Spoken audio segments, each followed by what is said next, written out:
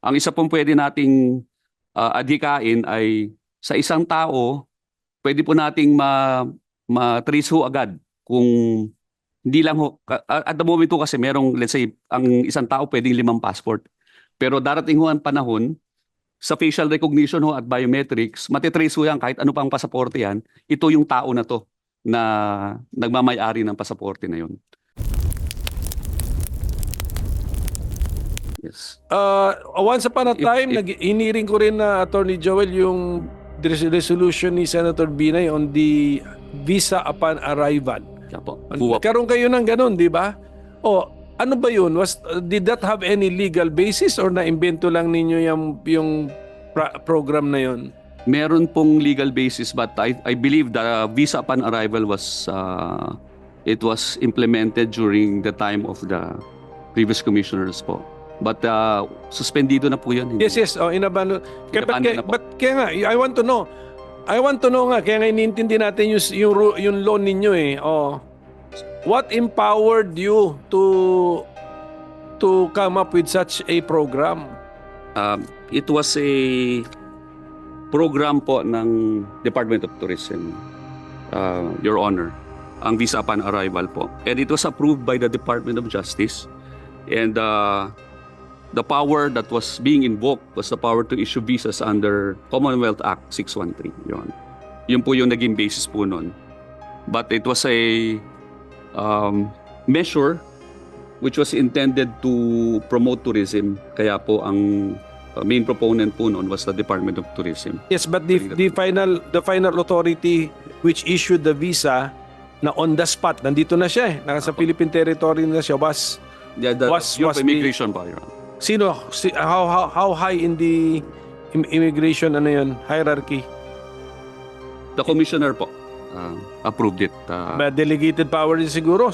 Siguro doon sa ports of entry, nandun siguro yung niya. Dinelegate niya. Pero siya inauthorized na tao. The commissioner po ang nag-approve po lahat nun. So yes. Ang approval po, pupunta po sa central office po namin. Hindi, yung person about to enter, naghihintay siya. Maghihintay siya sa airport ng action ni commissioner sa main office? O dinelegate ninyo yun sa sa isang officer ninyo sa airport? Meron pong pre-filing, Your Honor, tapos po pumupunta po sa office of the commissioner. Yeah. There is a pre-filing process, Your Honor, which was resorted to. You would pre-file all the necessary documents even before the arrival of the person, and then ano po yan? Approval po ng Office of the Commissioner, Mr. Chairman. Okay. Pero yung, di ba DFA, ma'am, yung paper ninyo last time was about visa issuance, di ba?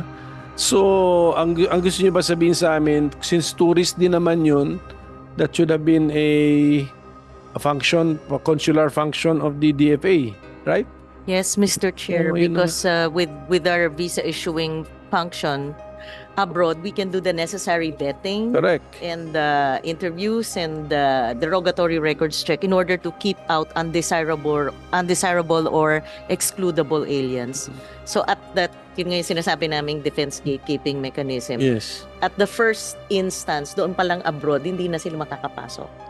So, kasi nga, nung narinig ko yung pre-filing, it's the same. I mean, kung hindi naman pala siya visa upon arrival na wala kang Philippine visa, punta ka rito, makikipagsapalaran ka, and it's approved on the spot. That's the visa upon arrival. Pero kung nag-pre-filing, pasok na rin sa general procedure, right? The DFA. So, I know you suspended that kasi hiniring ko nga rin yun eh. Pero it became a big enough issue na umabot pa rito, nag-hearing pa kami about that, no? So, yan ang mga babantayan siguro natin yung mga powers po ng immigration. But I think we have to compare it with the evolution naman ng immigration laws ng ibang bansa. So, meron ba tayong Attorney Biado, meron ba tayong mga meron ba kayong parang table or studies na naman ang mga immigration trends sa ibang bansa? Mike, Joel, para Sorry, para ma-record. Meron po kami sa office, Your Honor. We can provide po this esteemed committee and committee members, and of course, the Honorable Chairperson with a copy of the same, Your Honor.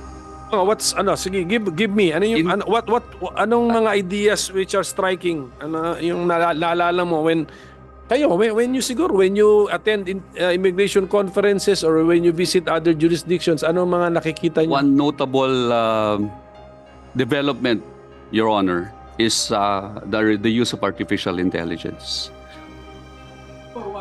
So what? For Software monitoring yan eh. purposes po ng mga taong papasok po sa bansa ng isang So incorporated siya sa computer system ninyo, yung nasa May system. nasa in front of the immigration officer. sa ano po, sa ibang bansa po 'yon, Your Honor. Oh, ayun, that's the That's plan. the That's the plan kung sakaling That's the ano idea. ninyo. Considering that nabanggit ko na po that we lack the necessary personnel, lalo na po sa far-flung areas. Databases lang yan, di ba? It's just accessing intelligent in an intelligent manner databases. Tama, ganun lang. That's correct po, Your Honor. Intelligence, eh. Ang pwede po nating i-access would be yung una sa Interpol po, and then yun pong database ng International Civil Aviation Organization, ICAO. I asked one person before, is it possible to access the data pertaining to all 195 countries vis-a-vis the passports? Posible daw po to do that. At present, we don't have that, Your Honor. Ang isa pong pwede nating adhikain ay sa isang tao, pwede po nating ma-trace ho agad kung hindi lang ho. At the moment ho kasi merong, let's say, ang isang tao pwedeng 5 passport. Pero darating ho ang panahon, sa facial recognition ho at biometrics, matitrace ho yan kahit ano pang pasaporte yan, ito yung tao na to na nagmamayari ng pasaporte na yun.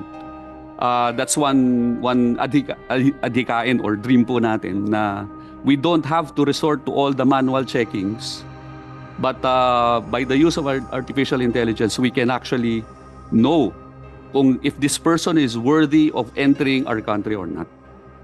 Kung may mga record po siya. Matter of ano na lang yan, I think matter of budget yan kasi Apo.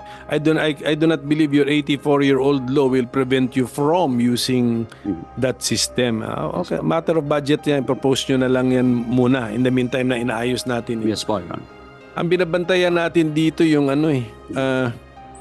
we want to modernize you just as we modernize the NBI. Yung mga qualifications ng ating sa NBI kasi 'di ba yung mga agents na NBI are supposed to be their premier agents because of the minimum qualifications nila. Masyado ng mga CPA nga, mga lawyers, ganun. Meron ba tayong ganung idea sa immigration? Meron po, Your Honor. Yung pong aming personnel po ngayon, kasama po sa Proposed Immigration Act po, yung consolidation po ng certain positions into the vital ones. At gusto po namin i-standardize not only yung mga sweldo po nila, but also the security of their tenure within the Bureau. Meron po kaming outline po na pwede po namin i-submit dito po sa Honorable Committee. Meron yatang bills na mentioning an immigration academy of the Philippines. Ano yun? Makatulong. Pero I'm sure meron kayong mga ongoing trainings din naman ngayon eh. Opo. Meron ho kami ongoing trainings through meron po kaming learning and development section, and we also have border control officer trainings na constantly po binibigay po namin sa aming mga bagong immigration officers so that they can be Siguro baka yun, ilagay natin sa academy. Yes po. Meron pong proposal, Your Honor, under the bills na mag-create po ng Immigration Academy. Para ho sa ma-professionalize po yung mga tao namin lalo at matrain po sila to handle the different situations that they encounter on a daily basis in our airports and seaports. Ano ho yan? As a matter of fact, Your Honor, hindi po siguro natin napapansin pero binibigyan lang po ang isang immigration officer ng 45 seconds para inspeksyonin ang pasaporte ng isang tao para po kung ma-determine kung makakapasok siya o hindi. Ako po personally, I was able to time yung pong panahon para ho ilang segundo po ang ginugugal ng isang immigration officer para malaman kung worthy pumasok o hindi. Minsan less than 45 seconds because they are trained and equipped to do that. To look at the passports, to look at all the security features, to look for signs in determining kung dapat ba makapasok ang isang taong ito o hindi. Pero po, with the AI po, that would be considerably shortened. As a matter of fact, when I went to Bohol, Panglao recently, Your Honor, meron po mga gates doon, yung mga Koreano po na pumapasok ng mga turista, papunta po sa mga beaches natin. Napansin ko, 25 seconds. So kung marunong talaga yung tao, ano lang yun, mabilis lang po. Even in our airports, 20 to 25 seconds. Now, pag hindi ho masyadong alam nung tao, hindi ho siya techie, meron ho biglang immigration officer na mag-a-assist sa kanya. It would take about 30, 40 seconds. Ganun po kabilis ang pag-process po ng mga papel. Pero imagine niyo po yung pressure din ho na nararamdaman nung IO po namin. 45 seconds dapat malaman namin agad. So we need to provide the proper training to our people para ho ma-maintain yun or if possible to shorten it for the convenience of the riding public. Para ho hindi na Correct. umaba po yung pila. Kasi mahaba ang pila, Opo. hundreds ang waiting in line, Opo. pagod lahat. Opo, Oh, Your Honor. yung mga galing, Mhm. pagod na lahat yun. And if I may, Your Honor, kung mapapansin po nyo sa ibang bansa, like Thailand po, yung airport po nila, spread out po yung mga immigration counters, Your Honor. Ang sa atin po, parang funnel eh. Paliit na ganun. So nagkakaroon ng lag po dun sa counters because physically, it's impossible for us. Kukunti po yung mga tao namin. So we really need your help regarding this. Thank you po, Your Honor. Opo, pero may pasok ang design ng ano dun eh. Design ng airport yun. Wala na kayong hand dun. Mhm. Right? Yun na lang, yung gates, manpower, ganun siguro, IT, assistance, ganun. Pero yung design ng airport, wala tayong hand dun. It is a factor, Your Honor, admittedly. Pero po, nakakita po ako before ng para hong ATM counter sa Canada. Lalagay nyo lang po yung pasaporte. Tapos so parang baligtaran lang yun. So maliit lang pong machine.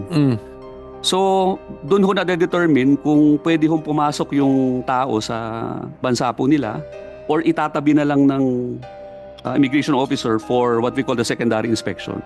So pagpasok po ng pasaporte, you input the necessary information. Probably in less than a minute, lalabas po yun. Merong isang resibo. Paglabas po ng resibo doon, ibibigay niyo po yun sa immigration officer na nag-aabang na doon po sa may labasan. Titingnan niya po kung okay na pumasok o hindi. So, mabilis po yung proseso nila. Pero that addresses the issue po of what you stated, Your Honor, regarding space. So, kung may mga makina pong ganun, kahit na ho, funnel yung pupuntahan ng mga check-in po ng immigration, with those machines, we can maximize the space.